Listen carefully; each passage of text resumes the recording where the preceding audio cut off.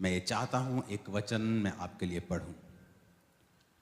जो prayer mountain guest हैं वो सिर्फ सुने आप और घर जाकर आप इसे पढ़ें भी। लूका 3 उसकी 21 और 22 आयत में लिखा है, जब सब लोगों ने बपतिस्मा लिया तो यीशु भी बपतिस्मा लेकर प्रार्थना कर रहे थे तो आकाश खुल गया और पवित्र आत्मा शारीरिक रूप में कबूतर के समान उन पर उतरा और ये आकाशवाणी हुई, तू मेरा प्रिय पुत्र है, मैं तुझसे प्रसन्न हूं। प्रेरितों के काम में जब हम पढ़ते हैं कि जब पवित्र आत्मा पेंटिकोस्ट के दिन उन लोगों पे उतरा जो पेंटिकोस्ट का त्योहार नहीं मना रहे थे, तो जब पवित्र आत्मा उतरा और वो गैर भाषाएं बोलने लगे तो जो मना रहे थे रिलीजियस लोग वो कहने लगे कि इन्होंने शराब पी है। और जब पतरस को मालूम हुआ कि ये ऐसा सोच रहे हैं तो पतरस उन 11 के साथ खड़ा हो गया और पतरस ने कहा कि हम नशे में नहीं हैं। कहता हम प्रार्थना कर रहे थे कि परमेश्वर तेरे वचन में लिखा है कि अंत के दिनों में तू अपना आत्मा सब मनुष्यों के ऊपर उंडेलेगा। तो हमने 2 वचन अब पढ़े हैं। पहला, जब यीशु भी बपतिस्मा लिया तो यीशु मसीह जब बपतिस्मा लेकर प्रार्थना कर रहे थे तो क्या हुआ, आकाश और पवित्र आत्मा उतरा। दूसरी तरफ जब हम प्रेरितों के काम में देखते हैं तब भी लिखा वो प्रार्थना कर रहे थे कि पिता तेरे वचन में लिखा है कि तू अंत के दिनों में अपना आत्मा सब मनुष्यों के ऊपर। यीशु मसीह परमेश्वर थे, हैं।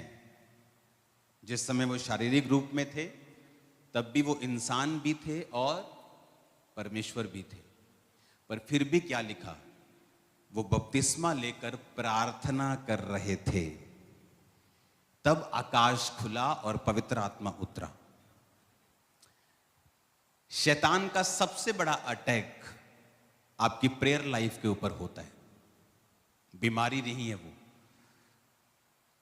बिजनेस का चले जाना नहीं है वो, क्योंकि शैतान को यह बात पता है कि जब तक आप प्रेयर नहीं करेंगे तब तक आकाश खुलने वाला नहीं है। यीशु मसीह को प्रार्थना करनी पड़ी। लोगों को लगता है कि प्रेरितों के काम में प्रेरित प्रभु से कह रहे थे प्रभु अपना आत्मा दे, अपना आत्मा दे। ऐसे नहीं कह रहे थे। बाइबल कहती है वो वचन के बीच से प्रार्थना कर रहे थे, प्रभु तेरे वचन में लिखा है अंत के दिनों में तू अपना आत्मा सब मनुष्यों के ऊपर उंडेलेगा। और यीशु मसीह भी प्रार्थना की तो आकाश खुला।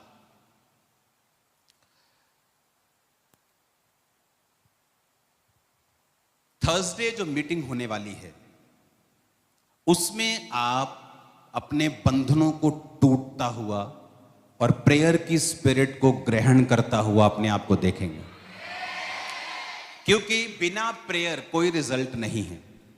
आपकी प्रॉब्लम का एक ही सॉल्यूशन है, वो क्या है, प्रेयर। Just one. अगर 1 घंटा से काम नहीं हुआ तो 2 घंटे सॉल्यूशन है, 3 से नहीं हुआ तो 4 घंटे सॉल्यूशन है, पर सॉल्यूशन एक ही है। हालेलुया। सॉल्यूशन क्या है, एक, और वो क्या है, प्रेयर। सॉल्यूशन क्या है, कितने सॉल्यूशन हैं, एक। और शैतान उसी प्रेयर के ऊपर ही अटैक करता है। इसीलिए मैंने कहा सब चीजों को भूल जाओ और थर्सडे फुल नाइट प्रेयर में आ जाओ ताकि तुम स्पिरिट को कैप्चर कर लो। अब जिनकी प्रार्थना कमजोर होती है वो कैसे प्रेयर लाइफ को बोलते हैं हमसे प्रेयर नहीं होती। शाऊल भविष्यद्वक्ता नहीं था, लेकिन बाइबल कहती जब वो नबियों के झुंड में गया तो असली नबियों के झुंड में, आजकल की तरह वो फेसबुक प्रोफेसी नहीं, असली नबियों की झुंड में गया तो वो भी नबूवत करने लगा और कहानी चलने लगी क्या शाऊल भी नबियों का है। इसका मतलब अगर आपकी प्रेयर लाइफ कमजोर है तो उस संगति में आए जहां प्रेयर है, जहां का अगुआ प्रार्थना में है, जहां के लोग प्रार्थना में है। तो थर्सडे एक दिन होगा जब हम फुल नाइट प्रेयर, सिर्फ प्रेयर नहीं कर रहे, हम प्रेयर की स्पिरिट को कैप्चर कर रहे हैं। और जब हम उस प्रेयर से उठकर वापस जाएंगे, हमने प्रेयर की आत्मा को ग्रहण कर लिया हो। हालेलुया। अगर जीसस ने प्रेयर की और आकाश खुला, प्रेरितों ने प्रार्थना की वचन के बीच से, तो आकाश खुला। आकाश कभी भी अपने आप नहीं खुलता, आपको इसे खोलना पड़ता है। कोई अलमारी अपने आप नहीं खुलती, आपको चाबी लगानी पड़ती है। तो प्रेयर इज द मास्टर की। प्रेयर क्या है? आपकी प्रेयर अगर कमजोर है, आपकी पूरी क्रिश्चियन लाइफ कमजोर है। मेरे मेंटर इस तरह से कहते थे, अगर तुम्हारी प्रेयर लाइफ वीक है तो तुम्हारी पूरी जिंदगी वीक है। अगर तुम्हारी प्रेयर लाइफ स्ट्रांग है, तुम्हारी पूरी जिंदगी स्ट्रांग है। इसलिए जीसस ने अपना मोस्टली टाइम प्रार्थना में, कई बार लिखा वो दिन को भोर निकलने से बहुत पहले, यानी रात के 2 बजे, जैसे आप रात कहते हो, सुबह के 2 बोल लो, निकल जाया करते थे। कई बार वो सारी रात प्रार्थना करते थे। हर रोज वो फुल नाइट प्रेयर नहीं करते थे। कई बार वो रात को प्रार्थना करते थे, कई बार दिन निकलने से बहुत पहले 2 बजे निकल जाते थे, 8-9 बजे 10 बजे सुबह वापस आते थे। जीसस को भी मालूम था विदाउट प्रेयर वो नहीं चल पाएंगे। इमेजिन करो, यीशु मसीह जो परमेश्वर है वो प्रेयर के बिना नहीं चल पाए, इंसान का हालत क्या होगा? इमेजिन करो, अगर हरे भरे की हालत ये है तो सूखे की हालत क्या होगी? इमेजिन करो, जिसकी प्रार्थना आधा घंटा है वो क्या करेगा अपनी लाइफ में? तो इसीलिए जब तक हम स्पिरिट को कैप्चर नहीं करते, स्पिरिट को पकड़ते नहीं, उस नाइट मीटिंग में हम प्रेयर की स्पिरिट को अंदर अपनाएंगे। तो अगर आपका चाहे 3 साल का बच्चा भी क्यों ना हो, वो उस नाइट प्रेयर में वहां होना चाहिए। क्योंकि कब वो बड़े हो जाएंगे और कब वो संसारिक सोचों में फंस जाएंगे, आपको मालूम भी नहीं चलेगा। और एक टेढ़े पेड़ को जब वो मैच्योर होकर टेढ़ा हो जाए, उसे सीधा करना बहुत मुश्किल है, टूटने का चांस है।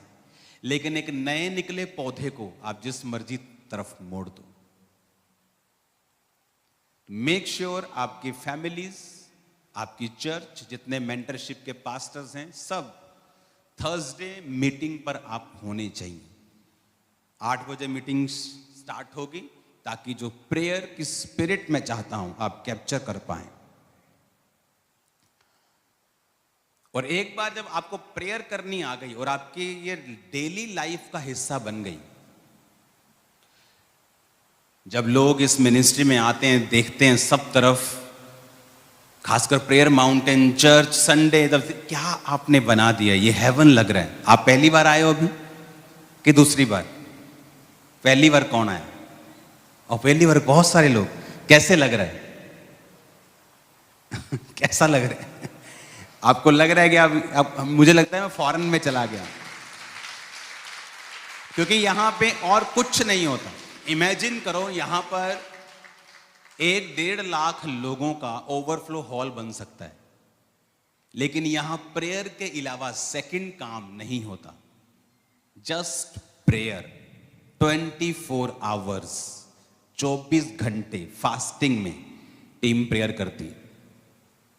एवरी डे, एक भी छुट्टी नहीं, क्रिसमस के दिन भी, संडे, थर्सडे, एवरी डे यहां प्रेयर होती। रीजन, विदाउट प्रेयर आप कुछ भी हासिल नहीं कर सकते। तो मेक श्योर कि आप प्रेयर की स्पिरिट को लें, रोज प्रेयर माउंटेन के साथ आप अटैच हों, प्रार्थना की स्पिरिट को ग्रहण करें, स्टार्ट करें, आप सेम नहीं होंगे यीशु का नाम।